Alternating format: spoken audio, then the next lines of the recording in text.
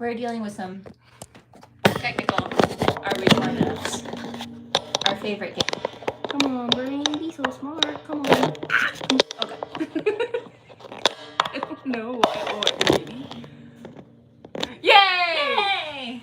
Don't allow access. We I did don't it. need- Okay, wait. Did it start? Yeah, it's on. It's been on. It's just none for Tori. Okay. Hi. Now are you in the video? That's what it's like this. We've got the hang of this. Hello, TikTok. We're also trying to get YouTube set up at the same time, and it's going really well. So, I'm just gonna be up here. You're gonna see the side of my face. oh, it's tilted so far down. The poor people on YouTube. Okay. It's fine. They'll survive. They're mean in the comments anyways. They don't get to deserve nice things. Hello, people. Hello. Hello. We are here to talk about Speak today. Zoe's looking through an outreach folder. I don't know what that says. Some comments in this life. Who said something? Who said something? Do you think my mustache looks cool? Sure. I don't know why that No, would you be don't. cool. No, you Oh, don't. we don't like Nope. think it's cool? Okay, I didn't see Nope. it anyways, so. Oh, okay. In that case, a very ugly mustache. Disapprove. No, not a cool mustache. I see why TikTok was like, no for you. Yeah. That's what I get for not paying attention. Tori, do you know what my favorite sound on TikTok currently is? What was it? The Johnny Cash one you were talking about? Oh no, that one is pretty good, but it's also Was I there go, one about meow. mustaches? I go meow. It's that cat. Have you seen it? It's a little orange kitty. It's very cute. Shelters by City. I feel like this is definitely dated. Probably. Also, there's another shelter list in there. Why did she need that? We're not judging. She did wonderful work. Uh-huh. I'm just going through it out of curiosity. Okay, so while Zoe looks at that, this month we read Speak by Laurie Halse Anderson. Good job, because I lost it. It's okay. We got each other. I have no sleep. She has no sleep. We're unhinged. Welcome. This one may be the craziest Thank one you yet. for the like. Yay. Thank you. Heart. Thank you. Thank you for the rose. Poor YouTube. You don't get emojis. Nobody likes us. Well, that's because they're mean over there. If they were nicer. Thank you for whoever's liking. You're so awesome. Who are Stalking you? fact sheet. I can't read that name. I love heart him. men. Okay, congrats, babes. We're so glad you love Yeah. him. We love that for you.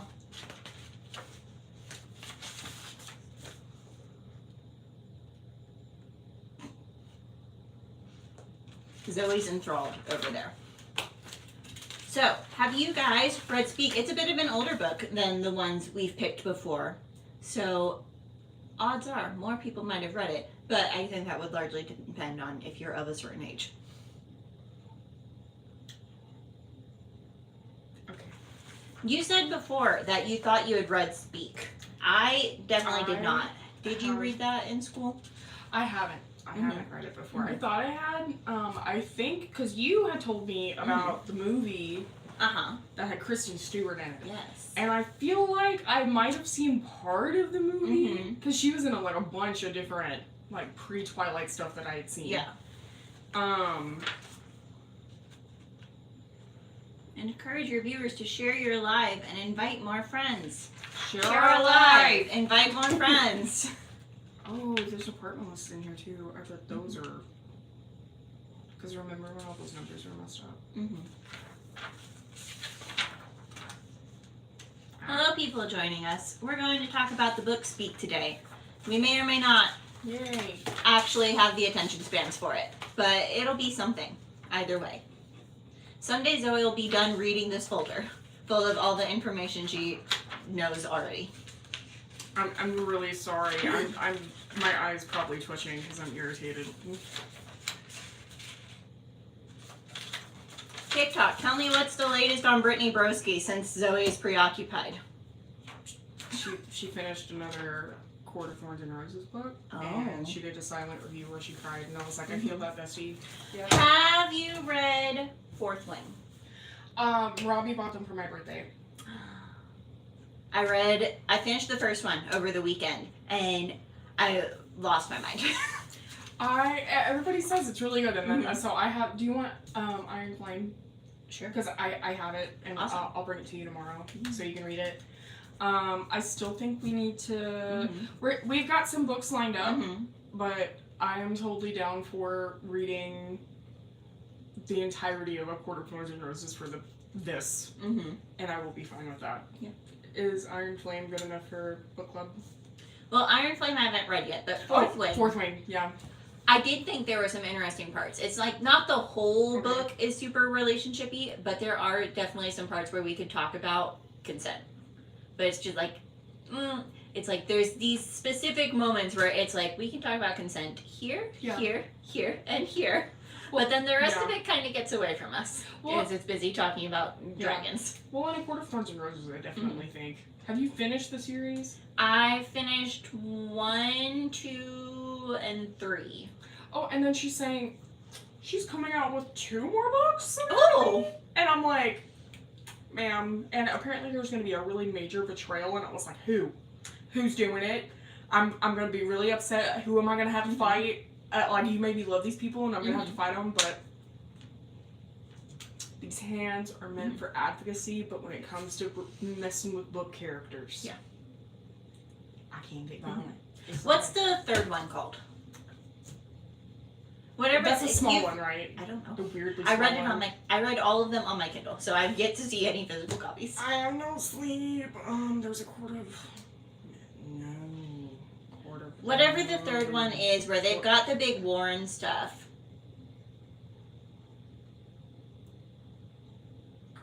Is it orange? It's orange. I think that one's the orange one. Sure. But that one annoyed me because it's like you've spent basically 3 books talking about how powerful Farah is, and then she just is like holding on to the cauldron the entire battle. It's like, why are you here? What are you doing here? What was all this build up for? Babe! It's fine. She just need to hold on to it. Yeah. Oh, that was her preferred little sippy. It's like, girl, what you doing? Your makeup looks very good today. Thank you. I didn't do much. Yeah, I didn't do any, but I just did not feel like it. I was like, I'm gonna get up and well, I didn't get up. I was up doing things that I was not supposed to be doing. Like, I had stuff on my list that I needed to be doing, like wedding stuff. Hi, girly. Hi. Hello! How are you? I'm so glad you're here. Very excited. But anyway, like, supposed to be doing wedding stuff, but instead I made a design company. What are you gonna be designing? Social media posts for people. I'm gonna use. Mandy said I could use anything that I've done for the shelter to like put on there. So social media stuff, logos, stickers, invitations, whatever anybody wants me to use. Or do not use. But yeah, that sort of stuff. Cool. It is gonna start out very cheap, but I was like, let's bring in the money. For $100, I'll do a billboard. I'm trying to think. Is there any more Brittany Broski stuff I can tell you? I don't think so. She hasn't been on my For You page. I feel like TikTok, since like the United States government has decided to ban it, it has not been doing anything for me lately. Yeah, my FYP has been a little bonkers too. And I'm just like, what is happening here?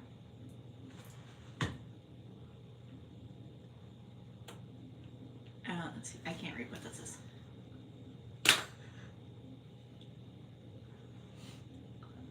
helping. Why is H-A. How? Do you like Ming Hao? Because also a fan. Let me tell you a very funny story about Tori. Uh-huh. Because I love her. God, should I be afraid? No. Tori now has a little friend on her desk. Mm-hmm. Should I bring him out? I think you should bring him out. He should be our special guest during the book club today. But he was on. If you're a fan of Lucky Charms, you can collect all 5. Fan of Lucky Charms? Wasn't it Lucky Charms? Well, it was on Lucky Charms, but I don't think it's you being a fan of Lucky Charms. It's a fan of TXT. Yes. Say hello to Bongyo. Also known by Zoe as Tortilla Boy. Because his shirt looks like a tortilla, and then it looked even more like a tortilla on the back. It just looks like cardboard on the back. But well, on the back of the box, which is what he is. But Mm-hmm. yeah, Tortilla Boy. Yes. I saw him in the store and was like, I need that, I think. Sent it to our entire work group chat. Mm-hmm. And Tori was going to be brave about it and put it in the shelter pantry. They got the cereal, but she was going to be brave about it. And I was like, you're never going to get that. They're going to throw it away and you're going to just have wasted all that time collecting your mans. Now what I need is my son, Subin. So, because I love Bongyo. I really do. But if you are a true super fan of the River Valley Shelter Book Club, you will send Tori her mans. Find me, Subin. Find my son. Bear or man? In the woods, bear. Bear. Always a bear. If you're asking if this is a bear or a man, possibly bear. Who would you pick? A bear or a man? Let us know. All of those TikToks are so sad. They make me cry every time. Yeah. Every time I see them. Like, I really don't know why this is still a debate. It's like, if women are telling you, I would rather be in the woods with, just listen. That's all you have to do. Be like, listen and then reflect on your behavior. As a guy bear. That's the correct answer. Good job. Good job. We should, in fact, all be afraid of rando men. Let me go get the door. Bong, you can keep you company.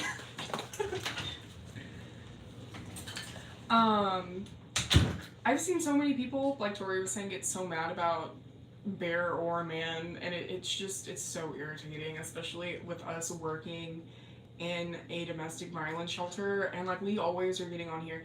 If you see me look this way, it's not because I'm not paying attention to you, it's because I'm also live streaming on YouTube. Go follow our YouTube, it's River Valley Shelter.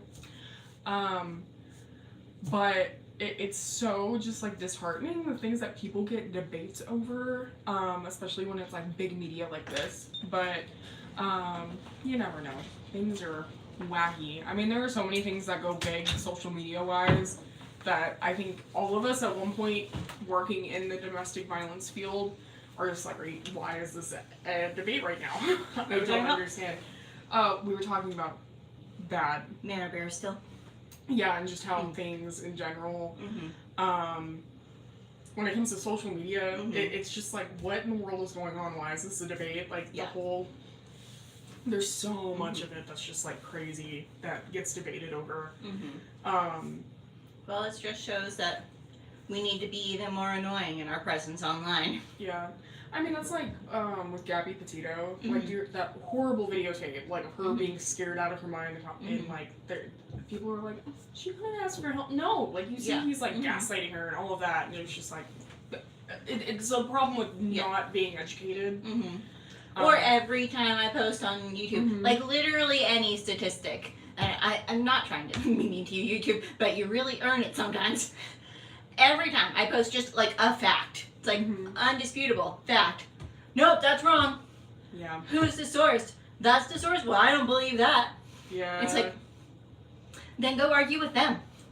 It's, like, we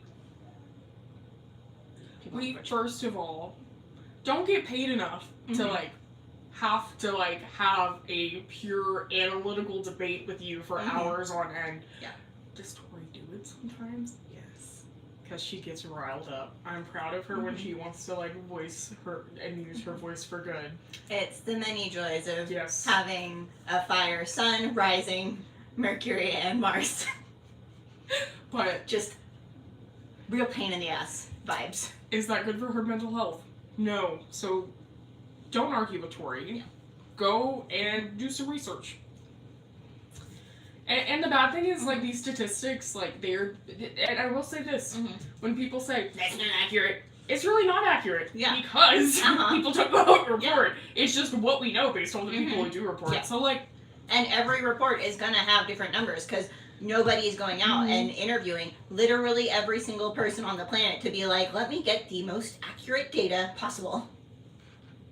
Yeah, of course. I've had bad experiences with babies as well, so it's still choose beer. Yeah. I'm sorry to hear that, honey.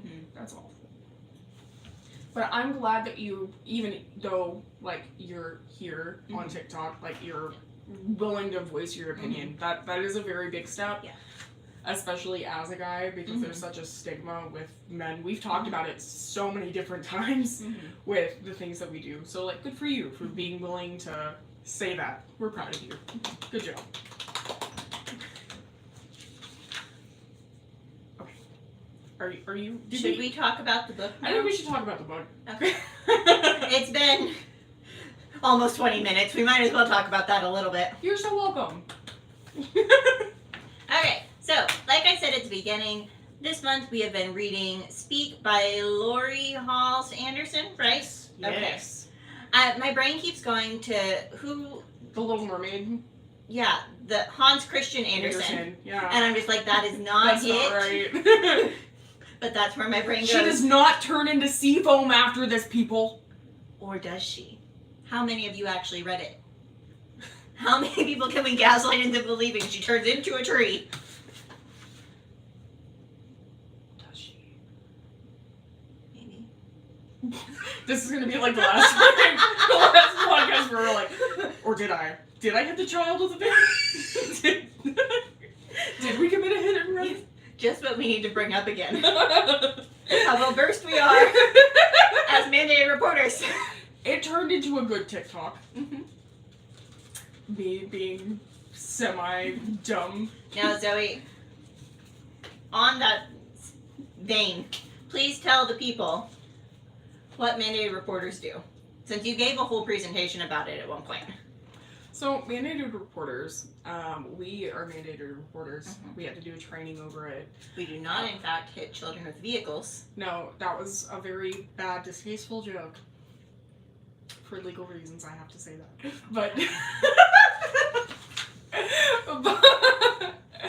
But mandated reporters are required by law.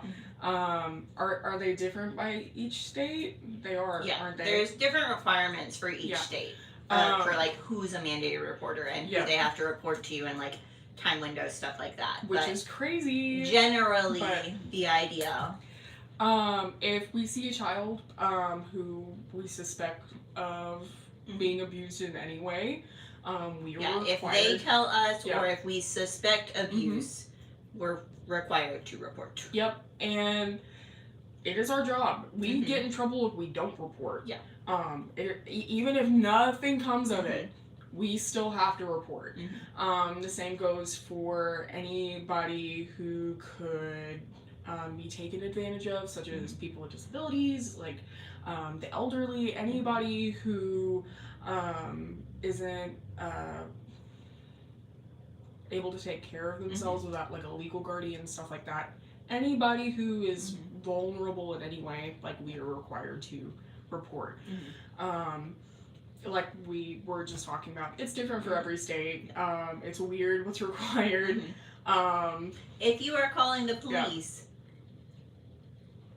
you do not have to go and report that separately. No, because you're already calling the police. They will. If they like, they'll do paperwork and send it up the line. There's a hit and run. You call the police, not CPS. That's just the point I wanted to get across. That we do know that. We do know that. Yes. We were just being silly goofy that day.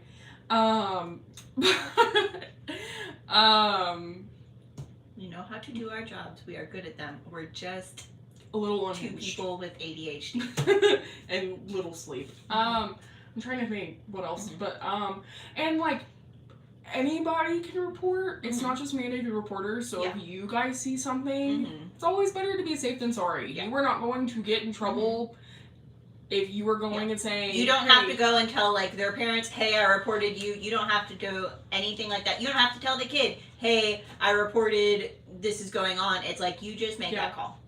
People that if it's a random, we have to give our names, but random people don't, right?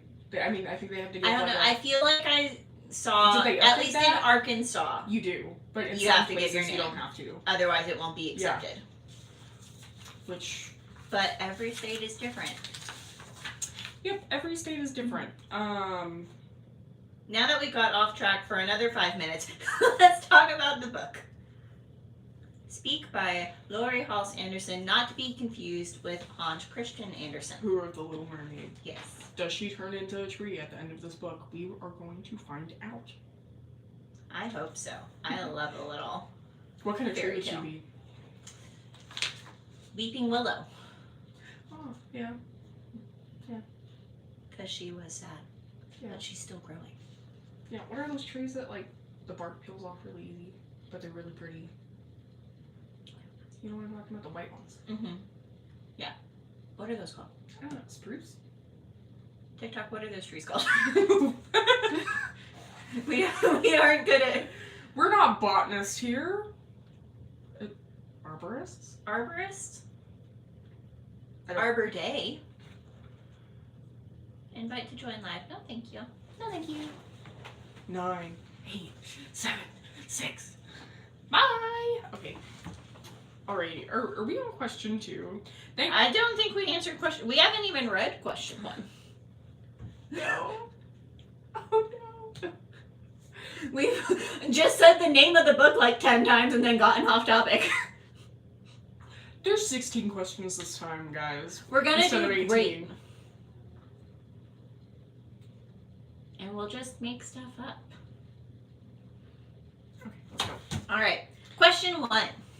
After Melinda's experience at the party over the summer, she responds in various ways that indicate her trauma level. In what ways does Melinda show that she is traumatized? Why does she react in these ways? We had a very awesome training last week. Oh, somebody's... Run, Tori. Answer good for me, bump you.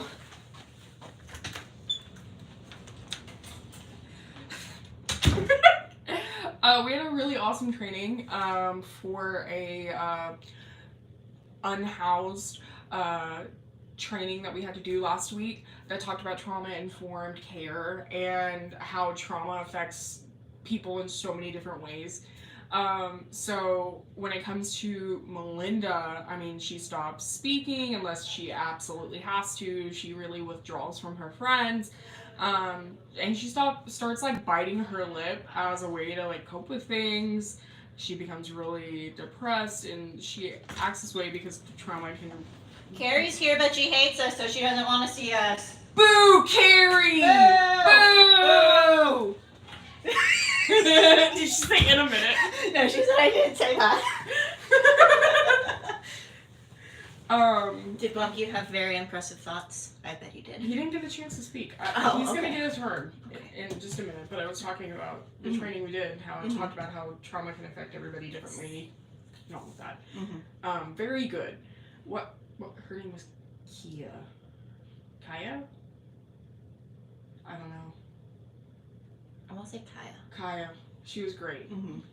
Through the University of Arkansas. Yeah. She was wonderful. Sure, if you look that up, you'll be able to find her. Kaya. Okay. What did we say about it? That like all of the things that she started like representing outwardly and inwardly, emotion-wise. Yes. Okay. Well, Bumgu thinks.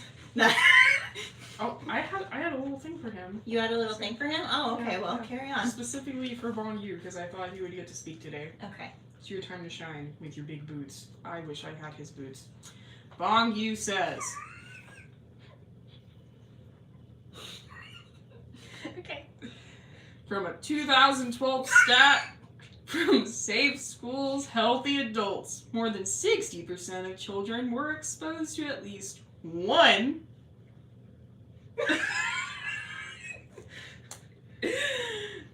type of violence within that past year. So, like, violence can affect kids in so many different ways. And it doesn't have to be them experiencing that trauma, like, them, like, physically experiencing it. It can just be them seeing it and, like, them getting a form of PTSD from it. It can, like, have the effects, like, Melinda had something physically happen to her, but, like, even if somebody were to have seen something happen, like a psychological trauma, it can affect you in a way.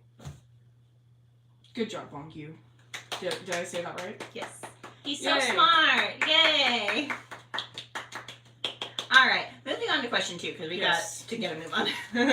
All right, many different factors compound to make Melinda's life more difficult and increase her emotional stress. What are these factors and how are they hinted at throughout the novel? Her parents suck. Yeah. Her parents are awful. Yeah. So bad. Like, her dad just, like, is there. Like, autopilot. Not even, just like, meh. Whatever. All her friends stop talking to her after she calls the police and, like, busts that party. And, like, what shitty friends. It's like you have been friends with this girl growing up your entire life. You don't have any questions about why she did that. Nobody's like, oh, I should probably talk to her. It's just like, social pariah, never speaking to you again. It's like, what is wrong with you people? Teenagers scared the living shit out of me. My Chemical Romance was an entire song about how teenagers are awful. But then she becomes friends with Heather, and Heather's awful. Yep. It's like Heather talking to Melinda was basically the equivalent of Tom Hanks talking to a volleyball. She's just on a deserted island.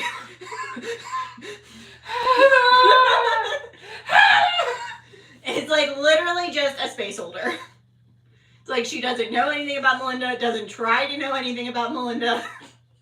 Wilson did not have bodily autonomy, okay? I'm sure if Tom Hanks were to cut him a mouth, he would have been speaking some truth, okay? Oh, okay, probably. He only... Don't hate on my man Wilson. I wasn't hating on Wilson. I was making an apt analogy. He drifted away in that ocean. Wilson probably drowned, and you're being mean to my guy. He's a ball. How can he drown? Tom Hanks, he was more than just a ball, because he was very lonely. He personified Wilson. Which can happen when experiencing trauma. Which Tom Hanks did, because he crashed a plane. Okay, so you think Heather and Melinda had a deeper relationship than I think Tom Hanks talking to a volleyball? You think that is not a proper comparison? For Melinda, I mean, it was more of a relationship. Not really. I mean, well, like, that, getting to... She was around a person. I think that's significantly better than a volleyball. Yeah. But it's like there wasn't any real, like, closeness to it. No, but... It'd be like if I sat around with Bungie all day. And I was like, Bungie, tell me about your day. What's going on, bud? No doubt he got to watch me do all my work all day. What's that shrimp line from Shark Tales? Yeah, baby, it's growing.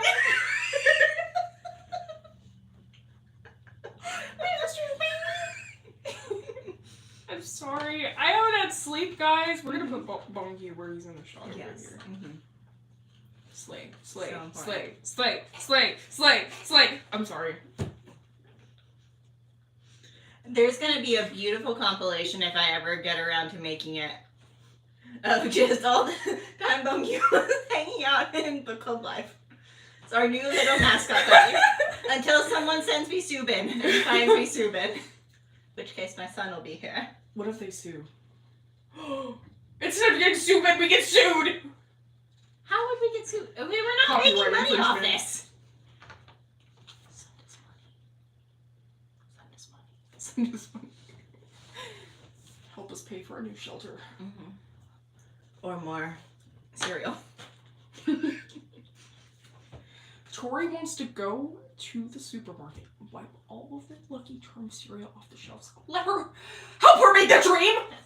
Help her! All they had was Bungyo. We've got Bungyo now. I'm gonna go to Jordan Walmart today. I'm gonna look for you.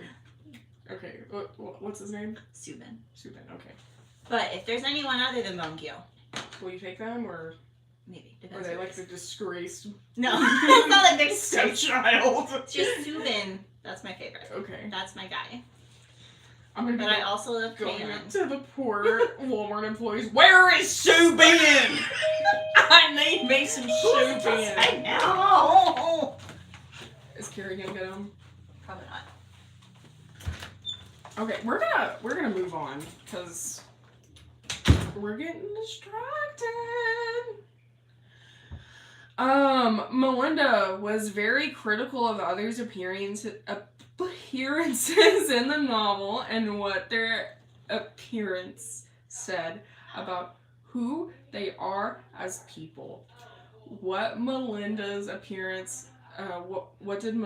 appearance communicate about who she was and what she was going through? So she really doesn't put any effort into her appearance. You see that a lot with. Oh, that dress is so cute! Right? Oh my gosh! You Guess where I got it? The thrift store! The thrift store! You look tanner every time I see you. I don't know if you're just like the colors you're wearing or. I think it's probably this color too. Mm-hmm. Yeah, so you're looking good. Thanks, girl. You're You're welcome. always looking beautiful as well. Aww. Thank you. But before Sophia came in and distracted me with her sleigh outfit, I was talking about how survivors can sometimes, after something happens, they like stop taking care of themselves. I don't know like the percentage of them that do, but it's like really hard to get over something like that. Like personal care after being violated is so hard to do, and it can be like what. And we know that like yeah. assault and abuse can lead to higher rates of depression, and that's a major symptom of depression too, is not having the energy to brush your hair, brush your teeth, wear deodorant, eat anything but junk food. Yeah. Like tons of different stuff, not taking a bath. There's like tons of media that goes over like people having depression and like not taking care of themselves. And it's not their fault. Yeah. It's like It's literally the chemicals in your brain. It's like you do not have it. It's not there for you. Yep. Do we talk about the lip biting? Yeah. Okay. Well, moving on. Question 4. I'm participating so much today. Melinda often refers to Andy Evans, her perpetrator, as it or the beast. What do these nicknames mean, and why does Melinda use them? What other indicators exist in the novel to showcase Melinda's view of Andy as less than human? This was a Zoe question, so I'll let even though I just said I'm not participating, and so we're going to let Zoe tackle that one. I mean, Andy, I think it's easier for her to address him in this way because she, in this sense, I'm going to say victim, even though she is a survivor. She is a victim of what happened to her. Yeah. She doesn't have a support system. So this is her way to cope with what happened. Because, I mean, there are so many different ways that survivors have to cope with what happened to them. I mean, you see a lot of survivors who don't even want to be in like a courtroom or the same room with that person. So I can only imagine what she had to go through. And I think referring to him as it or beast or anything else, like it's just a way for her to separate him from herself and then separate what happened to her from herself. Very insightful. Thank you. Brain's working today. That little hamster's very tired on that one. It is trying. All right, moving on to question 5 because we got stuff to do. Discuss the night Andy assaulted Melinda. In what ways was consent not present? How does consent work? What does it look like? And why is it important? I really want to go on a rant here. Okay, well, take the floor. So, I've said this so many times in so many of our lives about how important it is to have these talks in schools and to have these, and even if you're not going to have them at school, which you should, you should be having them at home because not doing that, there are there's tons of media out there who's perpetuating, oh, I'm gonna put this roofie in a drink, or I'm gonna okay, she like is super drunk, or he's super drunk, we're gonna go do this, and it's like whatever, and gets turned into like a romantic comedy, and it's not that. It is horrible. She did not get to consent to what was happening to her, and then was isolated for what happened, and had to go through all of these horrible things. And while multitudes of things could be happening, it's a lack of education, that of not knowing what consent is, not being able, like, being taught what safe relationships and safe things are. Yeah. That is such a big problem with this question that I literally just want to be like, but yeah. Let's just go into every school and be like, ah! Well, not so grabby, but just a little shoulder shaky. Little shoulder shaky. But I mean, we unfortunately live in a state that is not willing to do the teaching. Yeah. And when you look at rates and how it affects our jobs, I mean, they really need to be teaching. And it's not just our state; it's a whole bunch of states. But like, what did that? We like rank top 10 in all the most horrible stuff. I think we're like number 2. Yeah. And are we number 2 or number 1 now? Well, it depends what you're quantifying. Childhood pregnancy, like teen pregnancy. We're number 1 or 2. I think we're number 2. I think Mississippi might be number 1.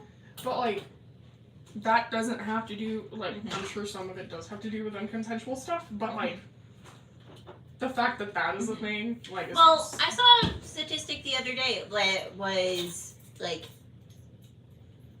I'm just throwing a number out. I think it's close to it though.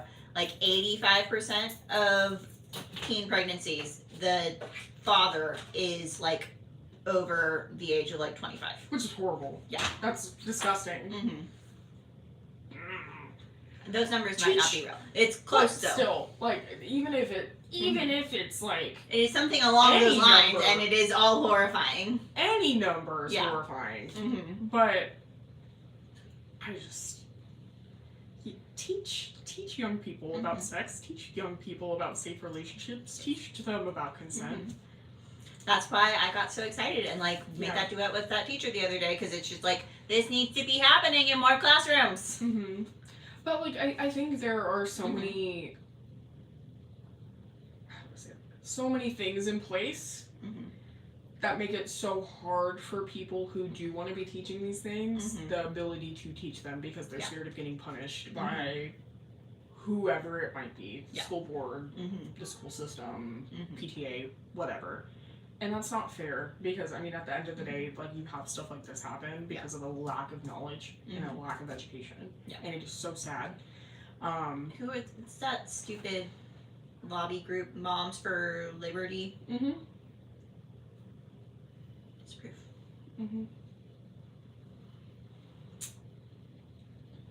Do we have any of those on our school board? Pretty sure. I know that Darnell does. Ola does too. But they're like all around. Let's run for school board. I will do it, but I will not win. I don't think they have anybody under the age of at least 35, 40. Awesome. They're all like very old, have not been in school, have not been educated, and like you can reach out to these people, but do they want to be educated? No. Okay, so we are not taking like a political stance here, but young people, go run for school board. Yeah. That's what I would want you to do. And like, let me clarify on that. Like, it's not the problem that they are older on the school board. Like, there are plenty of older people who are willing to. It's the lack of wanting to being willfully ignorant. Yes. That is so damaging. It's so many aspects. There is so much literature out there saying that like just teaching abstinence does not work. Nope. It definitely does not. Yeah. But yeah, it's if you're on the school board of any of Johnson, Polk, or Yale County, I'm willing to come talk to you. I'm willing to come talk to your teachers. I'm willing to come and talk to your health classes. I've offered. Come. where all of our contact info is on our Yeah. stuff. And it's not super graphic either. Mhm. It's Yeah. really not. I make it safe for the kids. I'm not showing anything. It's age appropriate. Yeah, I'm not showing anything that you're gonna be like, oh, my delicate sensibilities. Just let me come in and talk. I mean, I don't know. There's some pretty delicate sensibilities out there. Very delicate, but 17 dance challenge I did yesterday. just I got make it mad. multiple comments saying that dance is inappropriate. I'm like, what are you talking about? Who's that? The HOTTOEO. Oh. Yeah, I know what Yeah. you're talking about. What's her name? You've got low battery. It's gonna. Jiggle the mouse. Yep. But I feel like we probably get that over her songs too. Mm-hmm. Chappelle Roan. Is that? Something like that? But I don't know. Who is she? I like her songs. Robbie likes her songs, which is very funny. There's too many letters. I can't remember Yeah. more. But your lack of your willingness to be ignorant is not helping your students or your children or anybody else who is becoming sexually active. So let us come talk. We have a good time. We'll debunk you home. Taking away funding from places like us is not helping anybody. It's harming more people. So don't be rude A loser. and take away funding. Mhm. Because they tried to do that to tech. How long ago was that? 2016? That was like the year before I got into college. Oh god. Yeah. I think so, I for, had like, already sex on the lawn. graduated at that point. Do you So remember that? And they almost lost their accreditation over like them talking about safe sex. I don't remember it being so dramatic as like losing accreditation, but I They do were remember volunteers. them like throwing a fit about It it. was a big deal over them Mhm. talking about safe sex and having a system Mm-hmm. of devices on the lawn. That's why I'm still sad that Mandy didn't let us take condoms to all your stuff. Yeah. Not into the high schools, but at college. At the college. Calm down. But it's okay. There are plenty of amazing networks in Arkansas who are doing that work. Mhm. One of them being Arkansas Abortion Network, who I'm Mhm. going to push right now because they're doing a funding thing. So they do a lot of They're not awesome work. politically affiliated, right? No. Okay. They're not. They just help people gain access to resources. Mm-hmm. They do a lot of free STI testing and condoms. But they're just helping people get resources, and they're doing fundraising right now. So go do that. Lots of cute T-shirts. I like t-shirts. I think one of them was like I ate in a bin. What's that word? What? It's I ate in a bin. I ate and abide or something. Ate in a bed. I ate in a bed. Mm-hmm. Abortions. And it was really funny. And it's like this little flower dude just like, walking on the shirt, and it's like, I okay, ate in a bin. I ate in a bin. That can be the Oh, I'm sorry. off-brand t-shirt. I'm sorry if you're watching Arkansas Abortion Support Network. I am very tired and I cannot think, but you like all my posts when I repost your stuff, and I appreciate it, so thank you. Alright, so circling back to the actual question. Melinda had been drinking, so she couldn't Mhm. consent. Andy covered her mouth, so she literally could not say no or scream or try to get help. Mm-hmm. It's like her body language was very clearly communicating that she did not consent. And like the important thing about consent is like you have to get it or it is sexual assault. Mm-hmm. It's not just a, oh, well, it only doesn't count if you don't say, if you say no, then it's rape. It's like, no. Any time where you do not consent, it is sexual assault. Mm-hmm. And you could be right in the middle of doing Mhm. something and somebody could be like, I'm not Yeah. comfortable. If you change your mind, Mm-hmm.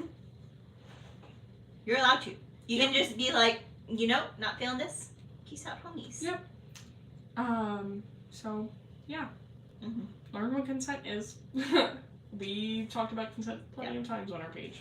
Consent needs to be, reading from my notes, freely given, reversible, informed, enthusiastic, and specific. Fries. Remember, fries. Alright, moving on to the next one. Yep. Melinda's home life is complicated and a source of stress and fear for Melinda. How does Melinda's family dynamic influence her reaction to her traumatic experience over the summer? Why does Melinda find it so difficult to tell her parents the truth? Because her mom's a Awful. horrible person. And her dad's just not there. Yeah. I mean, he's checked just like, out. They don't have like the kind of relationship where she would feel safe talking to them, and she like tries talking to her mom, not like about this, but just about like school and stuff, and her mom like digs into her every time, and it's just like that's not a healthy line of communication. So of course she's not going to feel safe talking to you about this big scary thing that happened to her. mm-hmm. So parents, wherever you are, Be a safe place for your kids. mm-hmm. Like, if your child comes up to you and says this, don't immediately start yelling at them or make them feel bad about it, because they already feel bad enough. And if they're coming to you, and not even just like talking about sex, it's like anything. The relationship where your child can come talk to you about anything. Mm-hmm. Be a safe place for them. Yep. The world is a scary enough place. They should not be scared of you at home. You don't need to teach them lessons from the world. The world will do a good enough job doing that. Yep. Question number 7. Melinda creates a closet for herself at school. Why does she create this space? What purpose does it serve in her life? And why does she eventually decide to dismantle it? I was about to say decimate it, and I'm just like, decimated the closet. She just nukes it. Bye. Reading is hard. She did not have a safe space. School was not a safe space. Her home was not a safe space. Her friends were not safe spaces. She had literally nobody, so she had to make herself a safe place. And for anybody who's been through anything, or just like, it is a person in the world, you have your safe space. For me, it is my living room couch under my weighted blanket with my like fan going full blast so I can hear all that background noise, and it drowns out everything. For my partner, it is in his music room where he's playing his guitars. It's different for everybody. You can adjust it how it is, but for her, it was just needing to have a space where she could go off by herself and just where she knew that you were meeting those baseline levels of Maslow's hierarchy of needs. It's like, it is safe. There's no one going to attack her here. She feels comfortable. She can be herself. But serve in her life. Why did she eventually decide to dismantle it, Zoe? Or decimate it? Well, she starts feeling more safe out in the world. Friends. Yes. She becomes friends with David and Ivy, and she starts like healing from the trauma a little, so she doesn't need this little cocoon to go and hide in. She can feel safer out in the world. Sorry, you just caught me so off guard again with them.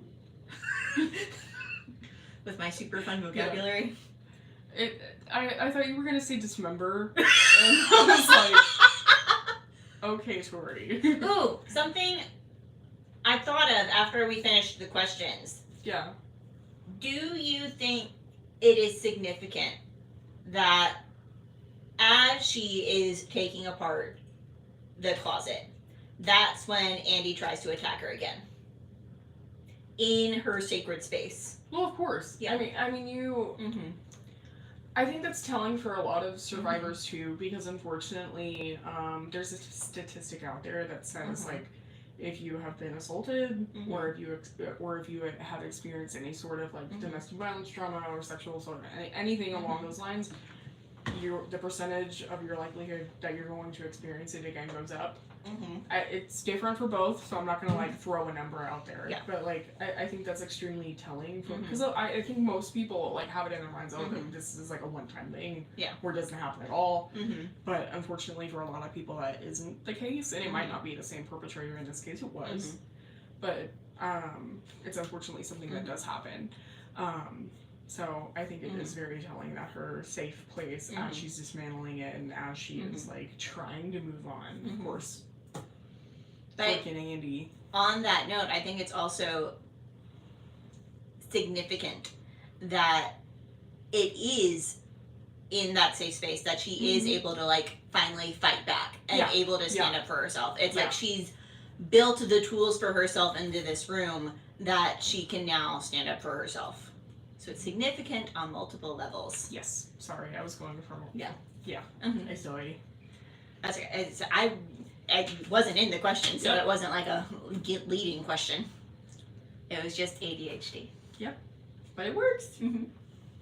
All right, next question.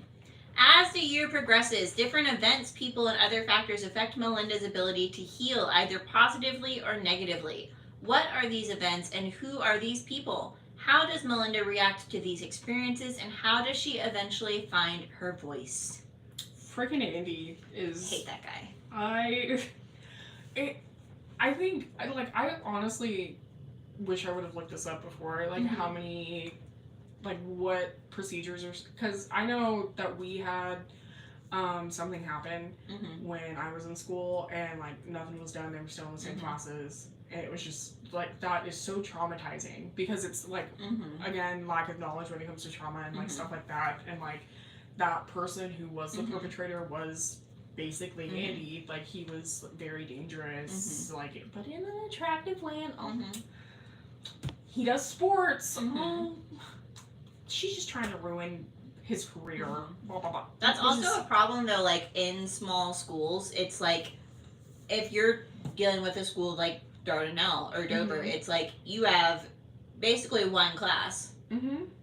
It's like, there may be a few different periods for each grade, but there's oftentimes a lot of one class. It's like, this is English, this is math. And it's horrible. And it sounds like she was going to a bigger school than that, but it's like, if we're just talking problem across the board, rural areas. But, I mean, even in cases where it's not a sexual assault thing, if it's like a bullying thing, that, like, there are so many instances where I could talk about how they just don't move people. They're just like, oh, whatever, you deal with it. Yeah. And it's just, that's not how you deal with people. That's what leads to worse things happening. And Andy, it's just, he is basically the stereotype of so many perpetrators. With how he gets to just, like, do his thing. And it's horrible. And like, his story of, like, oh, he's like, oh, he's dangerous, but in a cool way. Like, we've read books that had that character in Edward. Like, no, he's disgusting in so many ways. But, like, if there's another Twilight book, I'm gonna scream. She's writing. Well, I saw that, but it's like, I haven't seen it elsewhere. I think she's writing 2 more, too. Oh, God. Can't do it. And it's gonna can't read those here. From Rutabaga and Jacobs. Who the hell's Rutabaga? Renesmee. Oh. I was like, how did I forget this whole character? Who the hell is Rutabaga? My bad.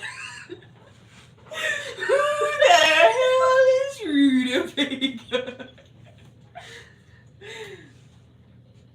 Do you know who Rutabaga is? I don't know. Do they have rutabagas in Korea? Isn't a rutabaga kind of like a radish? I know you have radishes. They're very good.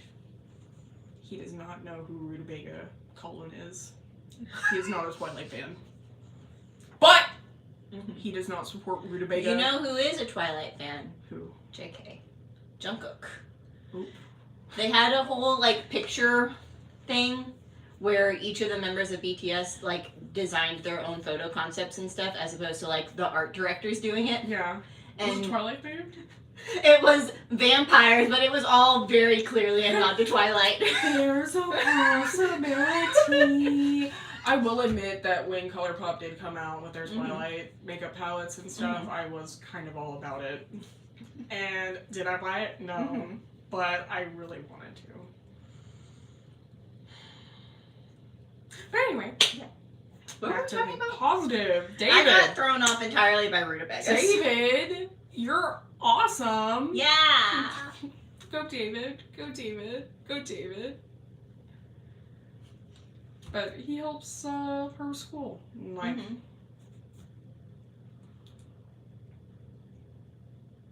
artwork with Ivy, right? Ivy Yeah. did that, right? Uh-huh.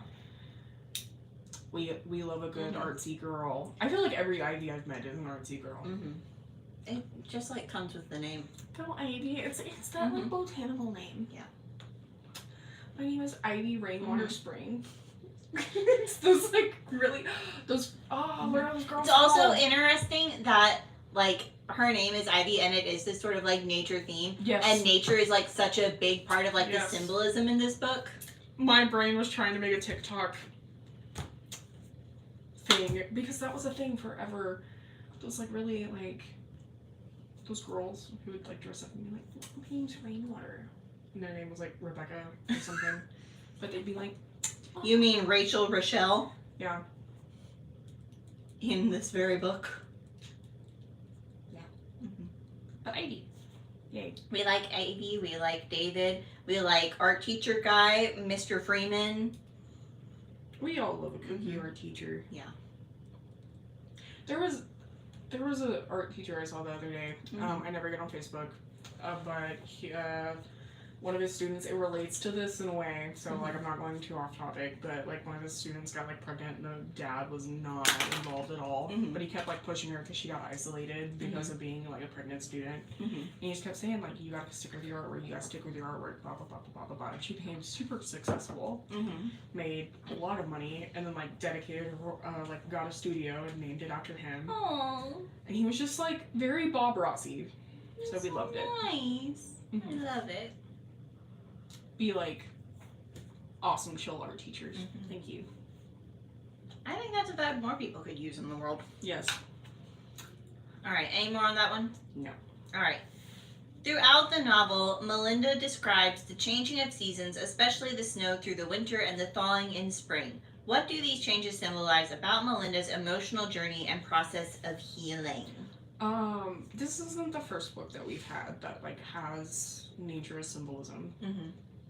But I don't think we talked about it as thoroughly. No, but I mean, winter and like that sort of thing representing like sadness and depression and stuff like that. I think that's a very relatable for a lot of people, especially since for a lot of people seasonal depression happens during then, and then like stack that on top of her having to deal with trauma and everything she went through, and then like going through and having springtime and all of that like represent a happier time. I mean it's very, it's like a direct correlation to her emotional journey. It's like I wrote down in my notes, it's like we've got fall, the leaves are dying, things are dying, and you see her retreating farther into herself. Winter is her lowest point, it's the darkest, it's the coldest.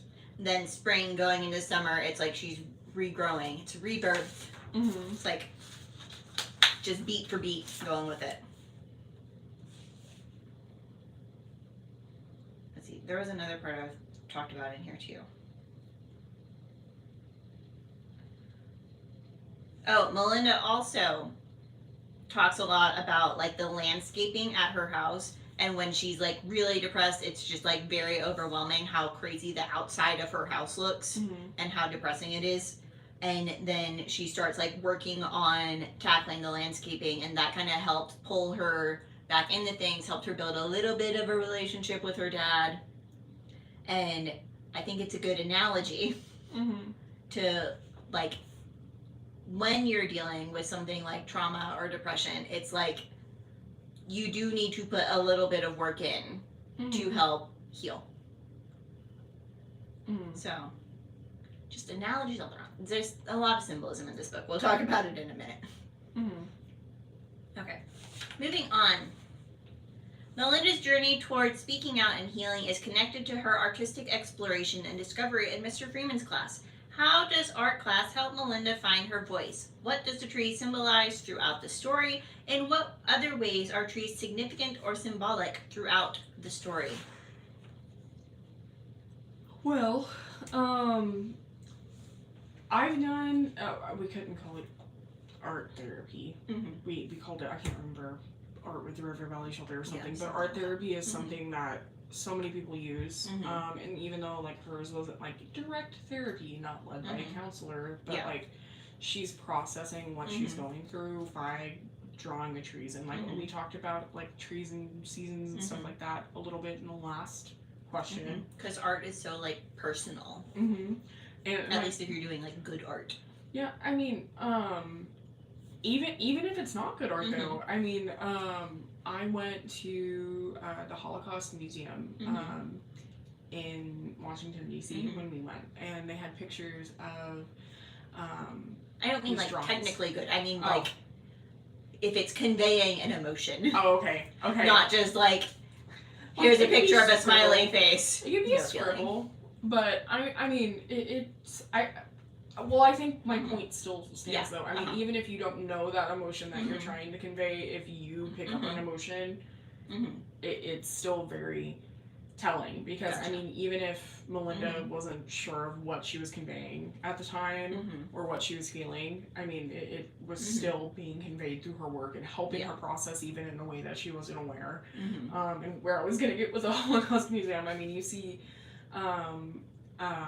these kids who were getting taken to these concentration camps, and they were really bright and happy pictures, and like everything looked pretty happy. And then like as they like stay longer and longer and longer, like the guards start getting teeth and like really scary looking, and the colors start slowly dissipating throughout the things, and so you can just see like them realizing like, oh, this is not camp.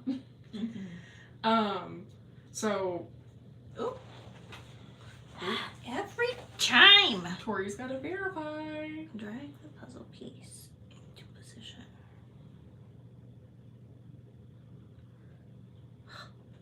Such a hassle. But and then I even think when she is going through and being encouraged to like fix mistakes and to keep doing these things and to keep following her art and expressing herself, even if she's not aware of what she's doing at the time. I mean, it is a very It's healing building the skills to help her heal. I see where you're going there. Yes. Smart, Zoe. Thank you. Do we want to talk about how trees are also symbolic or move on? Do we care? I mean, I think we kind of... We talked about it already. Trees. They're Trees. symbols. Art was important for Melinda's healing. Didn't we just read that? No. No. Art was important for Melinda's healing journey. What are some other helpful tools and coping strategies for survivors or those struggling with their mental health? Medication. Therapy, counseling, self-care. It's like we talk about it a lot on TikTok. I talk about like PTSD, stuff like that, and it's just like almost everything I caption the same thing word for word. It's like with time, education, and support, healing is possible, but you've got to like have those things. Yeah.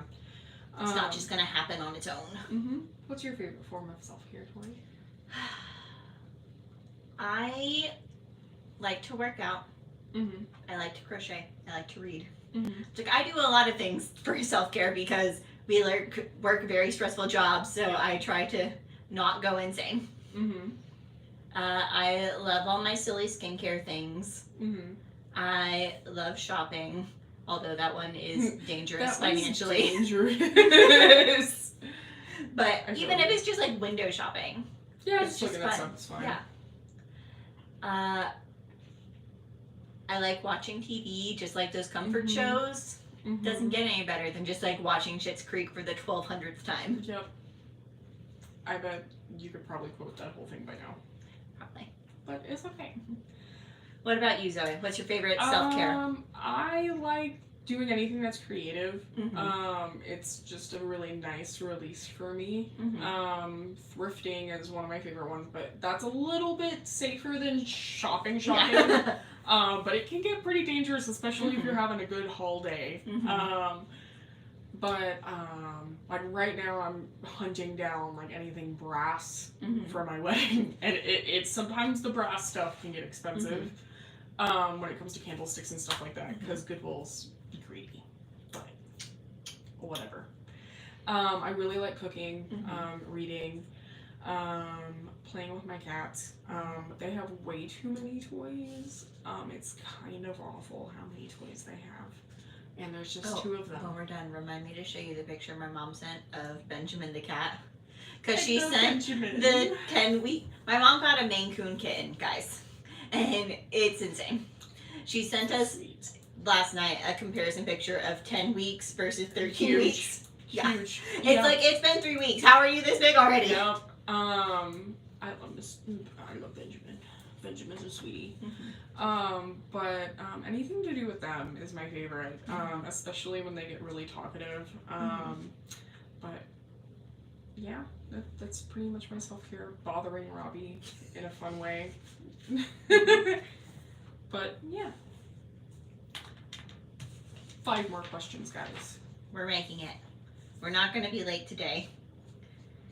After Melinda's report and failed protest about suffragettes, David tells her, "But you got it wrong. The suffragettes were all about speaking up, screaming for their rights. You can't speak up for your right to be silent. That's letting the bad guys win. Don't expect to make a difference unless you speak up for yourself." Do you agree or disagree with David's argument? Why or why not? I said yes and no. I agree. Because it's like, yes, you do need to stand up for yourself. Nothing's going to change if nothing changes. But I do think there are ways to protest that aren't just like with spoken word. Yep. I mean, just look at all the stuff happening on all the campuses across the country right now. It's like, that's not a everyone using words. It's like, it's a sit-in. And we're not like getting political here. No. But it's just like it's another form of protest. Yes. Or them peacefully protesting. The civil rights movement. It's like Yeah. all the things on the buses. It's like there's all different ways to make your voice heard. I mean, even you just sharing a post from us or any other source is so helpful, and you are using your voice in a way without speaking. I think a lot of people get nervous about going out and speaking or putting themselves out there, and it can public be speaking can be really scary, but especially right now. But like protests can be super scary right now. So like there are so many ways to keep yourself safe and to keep others safe with just using social media. Yeah. And another way is like if you look at like art, there's all sorts of art out there, like paintings, music, all sorts of stuff that is like conveying a message and saying something without it being, here is my written PR statement. So many. There are other ways to express yourself than simply speaking. All right, any more on that one? Nope. In the novel's conclusion, Melinda can finally be honest with herself and others about the fact that she was raped and that it was not her fault. She helps many other girls avoid the same fate, including Rachel. Why does being honest help Melinda heal from her trauma? How does it aid in her being socially accepted in school? I keep wanting to say Melissa, and that is not this girl's name. Well,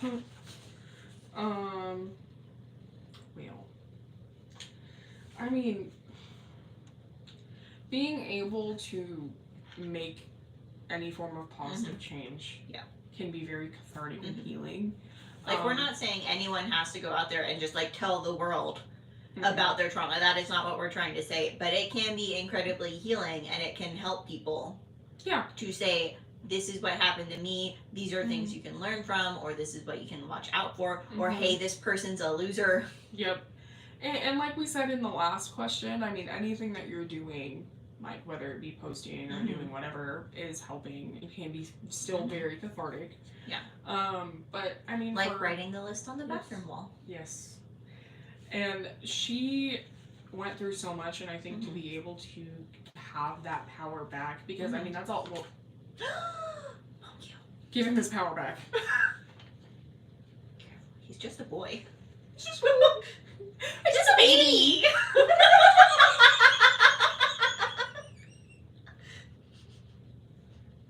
Okay. Singular brain cell here. But I think being able to gain that power back is so just awesome. That's what we focus on so much when people are here, like trying to give them power in any way that we can, whether that be like giving them a choice in what their plan is while they're staying here. Like, we don't force people to stay here. They can leave anytime they want to. We do not judge them based off their decisions. We, like, all of the power we are giving back to people, and I mean, that's how victim and survivor resources should be for their victim survivors, whatever terminology you want to use there, by giving them whatever power they want and can handle. And, like, she did amazing.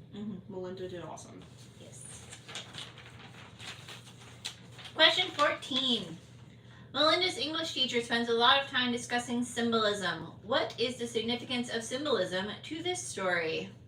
It's all over the friggin' place. Yeah. Everything's a symbol. Even stuff that it's like you wouldn't think are symbols. It's like it's all symbols. The trees are symbols. The closet. The seasons.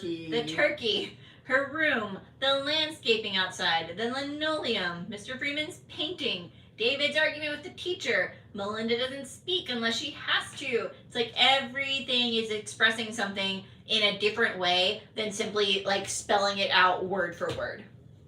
Which goes back to the other question. It's like there are other ways to say things without just being like, let me stand up on my soapbox and say these specific words. Symbolism.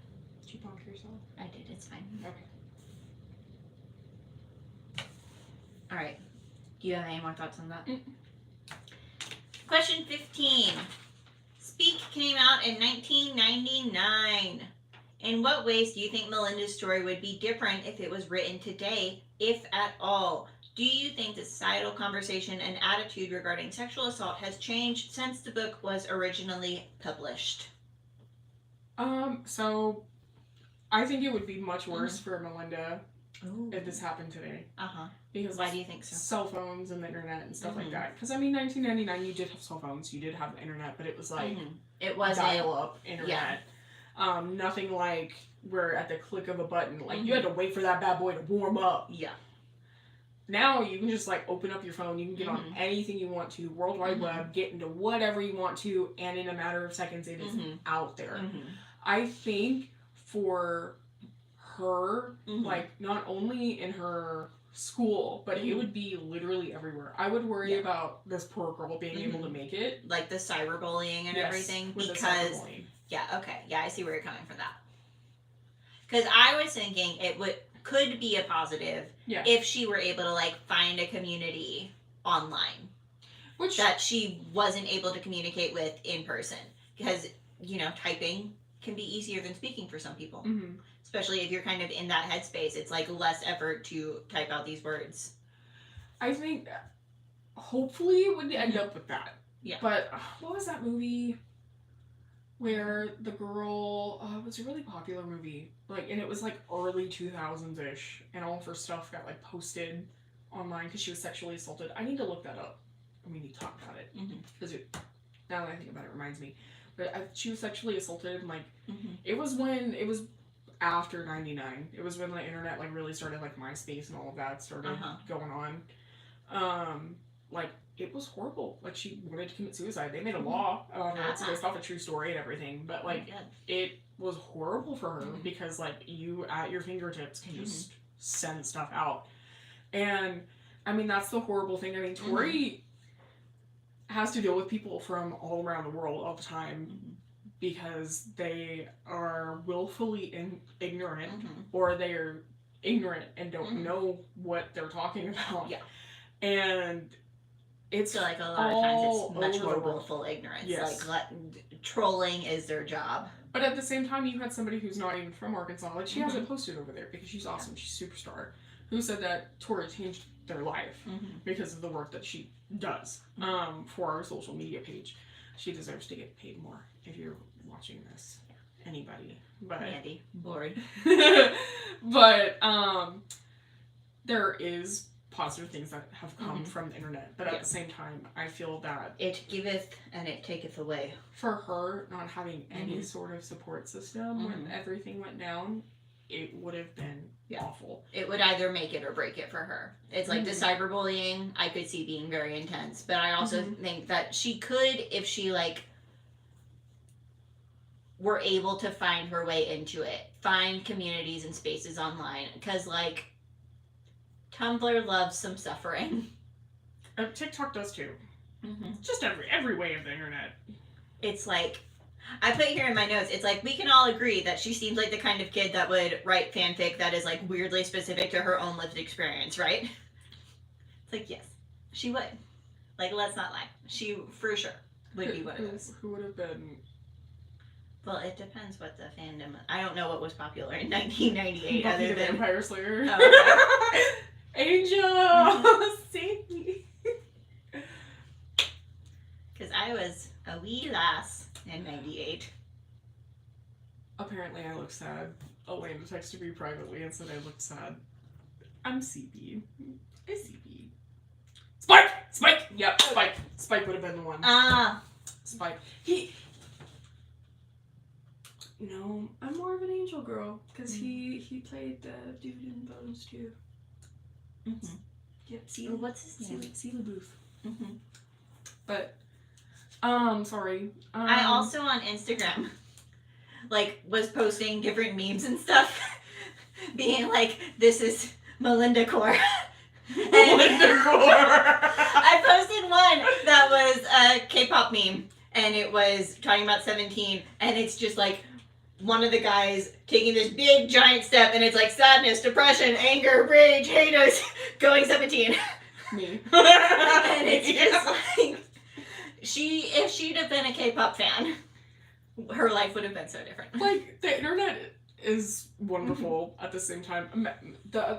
I'm sad that you don't know the orange cat. Like, I go meow, I go meow. Maggie's telling me to walk down the aisle to that, and I was like, I mean, Carrie would enjoy it. Yeah. It'd be fine, but he did not enjoy the meow. Okay. But is Sophia up there? I don't know. I think she's up there. I'll give it a second. Thank you! But anyway, I think it might have been different. Like, while the internet was awful, she might have been exposed to a little bit more beforehand. True. Because the internet is such a big thing. There could be places like here teaching people, hey, consent, support. Oh, meow. But I mean, there could be places like this, hopefully, that she would be exposed to. Or she'd just be a K-pop fan and bury all that trauma down under disassociation. Maybe she'd have a wonderful school counselor who's like fighting the administration to teach safe sex and healthy relationships. Well, she had a school counselor that didn't do anything. Yep. Well, that's how a lot is. Tori, you look so cute today. Thank you. I mean, being obsessed... I can't read that far away. I mean, being obsessed with K-pop kind of do, like, take the pain away. Isn't that right? That's one of my other favorite coping skills in my self-care. It's like just being a crazy person is my self-care. Getting Bongyu Lucky Charms made my day. I had enough serotonin to make it through the rest of the day. I think my self-care, being a crazy person, is detrimental to both Brie and Elena at work. You're fine. They'll survive. I honestly do.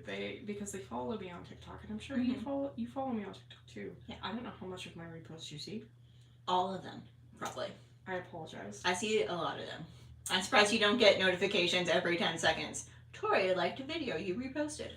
My self-care is definitely just joking about everything. It is, and sometimes it's so... And that's a valid form of self-care. Poor Elena cannot deal with her joking. Elena's face half the time when Brie jokes about stuff is just like... Are they dark jokes or... They're very dark jokes. Oh, okay. They're very dark jokes, and Elena's just sitting over there like... I'm like, Elena doesn't like laughing? No. They're like really dark jokes, and like it looks like Elena's about to cry, and then Brie's over there like...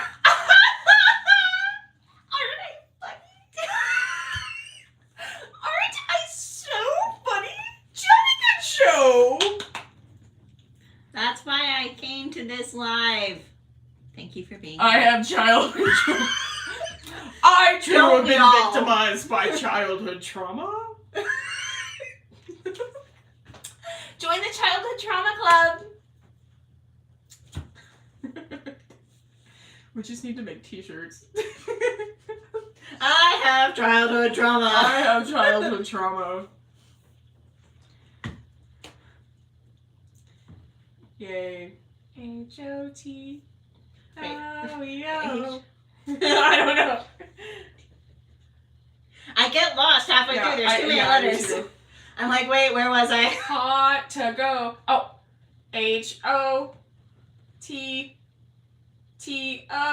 H-O-T-T-O-G-O. I.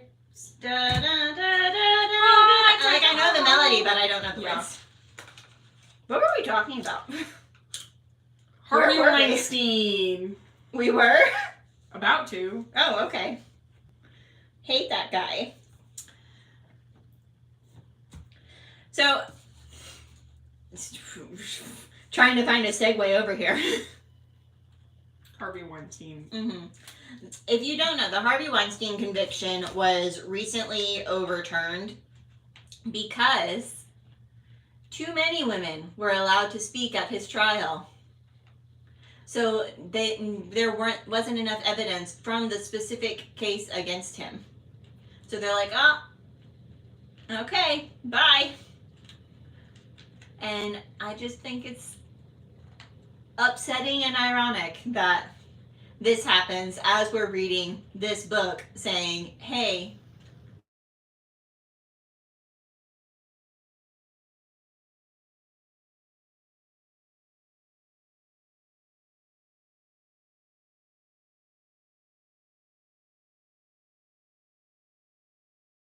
Yeah.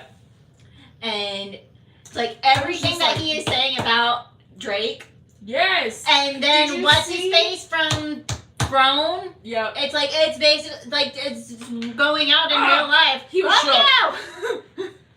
Did you see the picture where it's all the pedophile, like it was an edited picture, but it was all the pedophiles like edited into the registered sex offenders, edited into Drake's house? No. Yep. And it was just like, oh, they all visited. They were like, hey buddy, having a registered sex offender group meeting. And now we hit a kid? Mm-hmm. What? What are you doing? It's like, why are all these books happening in real life? Yeah. What kind of curse have we brought upon the land?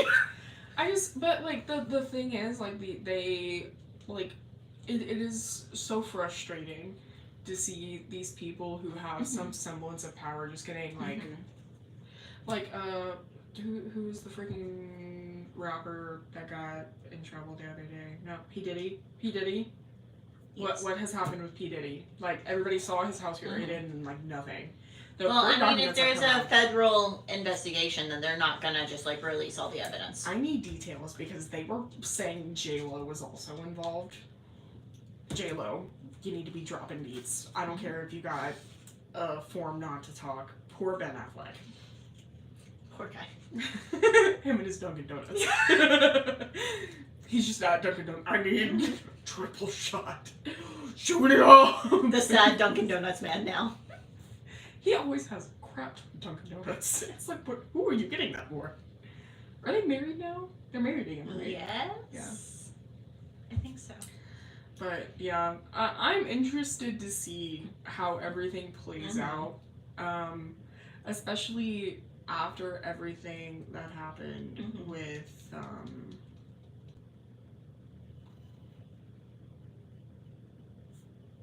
R. Kelly and everything that he did.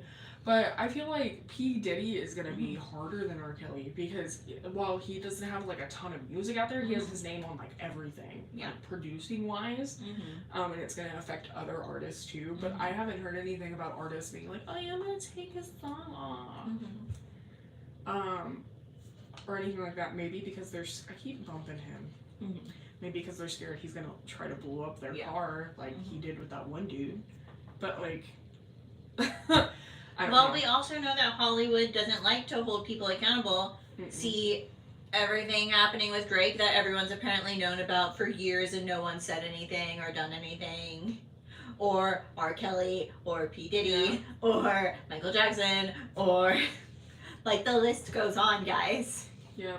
And it's just, I don't know. Harvey Weinstein. Harvey Weinstein. It's like the system is Epstein. corrupt all the way. Everybody. The fish rots from the head. Like the fact that we are literally, I don't know. What are you gonna say? I mean, nah, I'm not gonna say it. That's 'Cause I if think I you can get in are trouble. thinking about, I you think I you'll can get in trouble, don't say it. But hold people accountable. Mm-hmm. Hold people accountable. I'll talk to you about it after. Okay. It's probably the same thing I want to scream about on here, but can't. Mm-hmm. Yeah. Yeah. Yep. Nobody saw that. No one can read here. Nobody understood that finger letter. What? I like. Mm-hmm. Yeah. So they can't see. It's. They can't see from that angle. It looks like a triangle. Yeah. Just bump you. He's got a lot of thoughts. What are we reading next month? We have a whole question left. Oh, do we? Unless you just don't want to answer that one. What is it? Speak became an important novel for teens and young adults as it discusses the topics of sexual assault and self-harm honestly and realistically. Why does this honesty make Speak a crucial work? How can teens learn from Melinda's experience, reactions, and healing process? So do you want to end it on a positive, or do we want to just rage against Hollywood for a little longer? On a positive note. Okay. Speak, when it comes to sexual assault and self-harm, Mm-hmm. I mean, it does, like the question says, show it really honestly and realistically.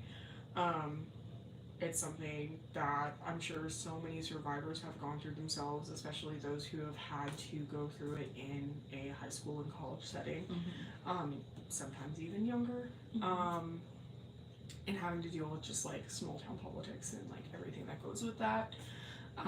So I think it is wonderful that you have this example to show people who might have, I keep hitting him, who are going through things like that, who could be in the same situation as this, and see what they can look out for. Because like we have stated many times in this live stream, there is a lack of education everywhere, and that needs to change, and that is changing with things like Speak being out there, as long as it stays on bookshelves. Don't ban books. Alright. Good answer. Yep. What are we reading next month? We're reading, wait, what's it called? Healing Trauma by Dr. Peter Levine. How do you say that? Levine? I'm going to say Levine. Okay. Dr. Peter Levine. He wrote a book about tigers too. Hold on, hey.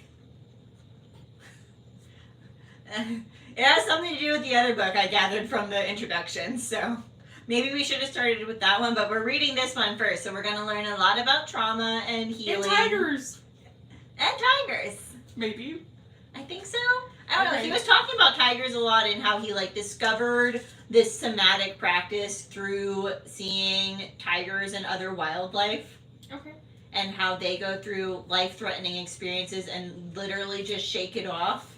Shake. Shake. Yeah.